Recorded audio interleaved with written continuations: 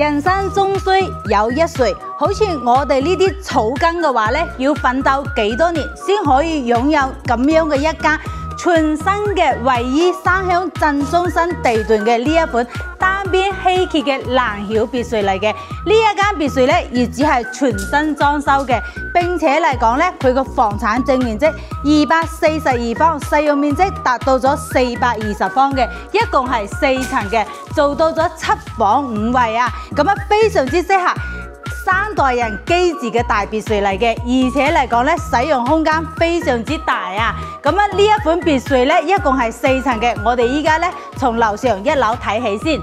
呢款藍曉嘅別墅上下一共4層嘅，而且嚟講大門口呢度咧仲配備咗呢一個車庫嘅，咁啊仲可以門口停2台車嘅。樓梯嘅話咧係要行樓梯上樓嘅，代表住步步高升嘅。咁啊呢款別墅業主咧裝修得比較用心，真正實現到拎包就可以入住嘅。如果話你唔想裝修，裝大別墅咧太多細節太多麻煩事啦，咁你可以嚟睇呢一間啦。呢一間別墅咧1樓仲預備咗長者房，仲整咗一個大廚房，同埋咧整咗一個洗手間嘅。所以咧喺呢個配置上邊嚟講咧，可以睇得出呢一個業主裝修咧比較用心，呢個設計公司咧都係可以點個讚嘅。咁咧喺整個裝修呢個過程當中咧，都係睇到呢款別墅入嚟嘅呢種大氣，呢個意式裝修嚟講咧，亦都係比較現時流行嘅一個風格嚟嘅。睇翻呢度擺嘅6人個餐廳嘅位置，同埋咧餐邊櫃都配備好啦。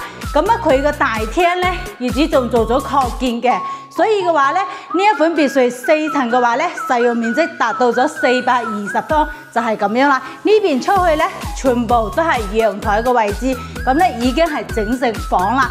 所以嘅話咧，呢度嘅呢款別墅咧係確實係比較舒服嘅。咁1樓入嚟咧，都係睇到直接就可以拎包入住噶啦。咁啊，我哋睇咗1樓之後咧，我哋依家上去睇下2樓同埋3樓嘅情況先。2樓一共係2個套間嘅。咁啊，呢個細嘅套間嘅話咧，可以俾小朋友用嘅，因為咧佢仲自帶咗一個陽台嘅。呢個套間咧，雖然係有少少細，但係咧佢個實用空間嚟講咧係比較舒服嘅，自帶住一個衣帽間同埋一個洗手間嘅。咁呢個套間咧仲有一個陽台嘅，我覺得住喺呢個套間呢度咧，舒適度嚟講咧，幸福感係比較高嘅。咁另外咧就係呢個大套間啦，呢一個咧係一個相對於嚟講有主人房咁大個套間嘅，因為陽台呢度咧佢都已經整咗室內嘅空間啦。如果話中意練瑜伽啊，或者話中意飲一杯咖啡咧，喺呢度咧係比較舒服嘅。咁呢個套間咧，亦都係自帶咗一個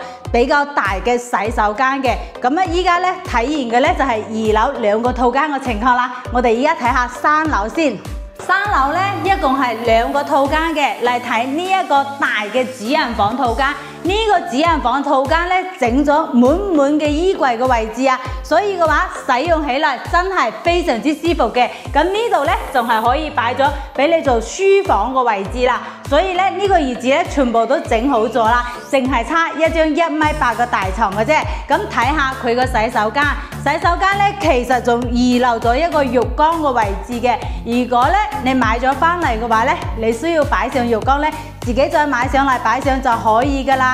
咁呢每間房咧，呢個業主都配備咗衣櫃、空調，最高難度嘅業主全部都已經係幫你考慮咗，亦都係裝好咗啦。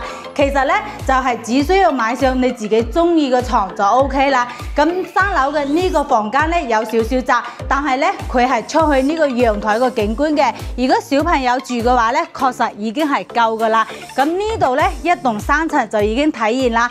負1樓咧就係得一個比較大嘅空間可以用作書房啊、會客啊，都係冇問題嘅。仲有咧就係一間呢個地下車庫嘅位置啦。咁整體嚟講，呢度一棟4層嘅房產證嘅面積240方，使用面積達到咗420方嘅。佢個佔地咧同樣係221方嘅。咁依家業主嗌緊個價錢咧436萬嘅。其他更多詳細嘅信息，或者你又中意呢款別墅又想傾價錢嘅話咧，你隨時嚟聯繫大方睇房啦。大方咧同業主都係朋朋友嚟嘅，所以傾價錢亦都係比較方便嘅。咁我哋喺山鄉咧，亦都係專賣別墅嘅，更多山鄉別墅嘅詳細情況，你嚟啲大方啦。